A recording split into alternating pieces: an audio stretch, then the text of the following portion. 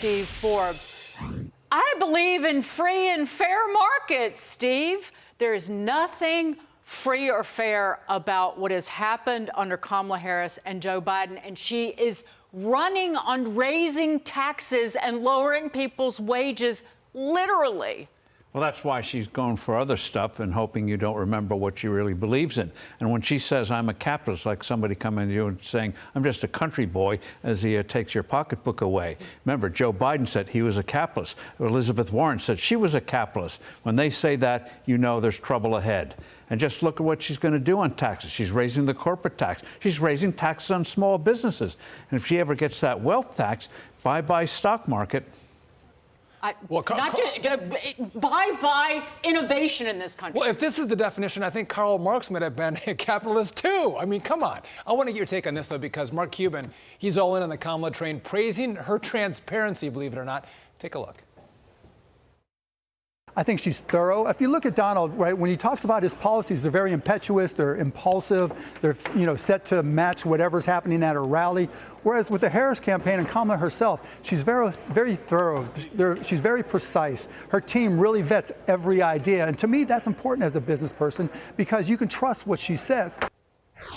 So very thorough. Again, we heard her say, "I'm going to grow them." Cotton candy is good for you. Yeah, I'm going to grow the middle. I'm going to grow the middle class, but there's no.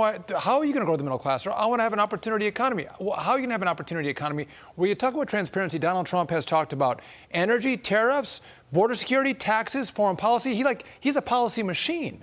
You don't even need transparency with him. Just look what he did in the last term. Yes. Tax cut. Everyone got a tax cut. He got us out of a rotten deal, which would hurt the environment, hurt manufacturers. He got out of a terrible Iran deal and regulations. Boring subject, but crushing businesses. A company, manufacturer of 50 or fewer people, regulations cost $50,000 per employee, taxes $5,000. Regulations are a small business killer. Yeah. Trump attacked that. So transparency, he's put it on the table. Where's her stuff? Oh, don't ask.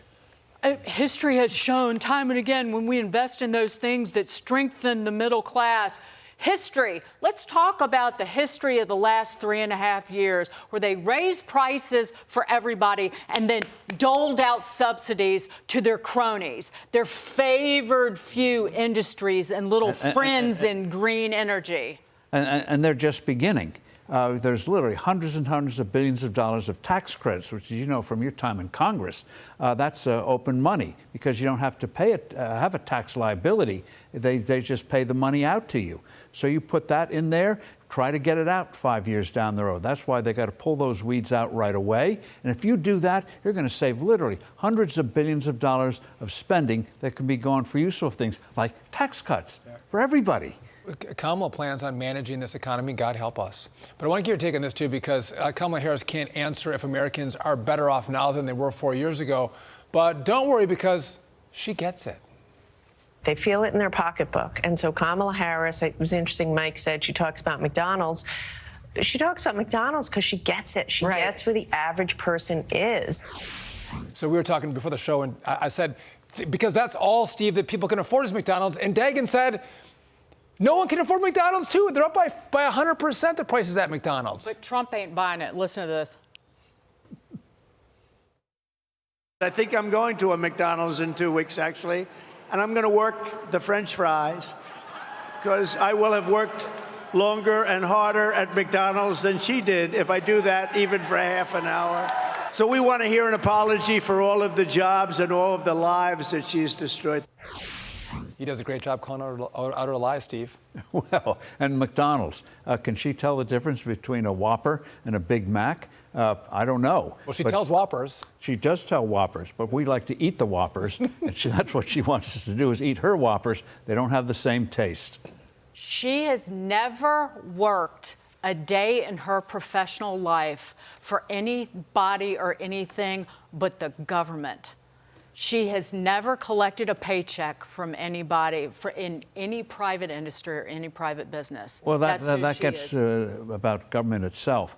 Government does not create jobs. Government does not create wealth. It takes resources already created by people and then doles it out. And in doing so, they make it inefficient. They just hurt the economy. So when the government says, I'm here to help you, as Ronald Reagan said, watch out. They cannot manage an economy. And for proof, transparency, go back to Ronald Reagan and the Soviet Union. How well did that experiment work out? And for proof, how well did the experiment work out with the Inflation Reduction Act, where manufacturing's been in a recession for the last 2 years, $3.5 trillion in deficit spending, and almost 2 years of a recession in manufacturing, and 130,000 jobs lost in the last almost a little more than a year and a half. But we don't even know what the jobs are because they keep revising them downward every month. They keep lying. So kids would love that in a report card. Oh, I got an A+, but previous report cards going down to C-. Right. You know? Steve Forbes, always great to see you. Thank you. Good to see you. Thank you. We appreciate it. All right.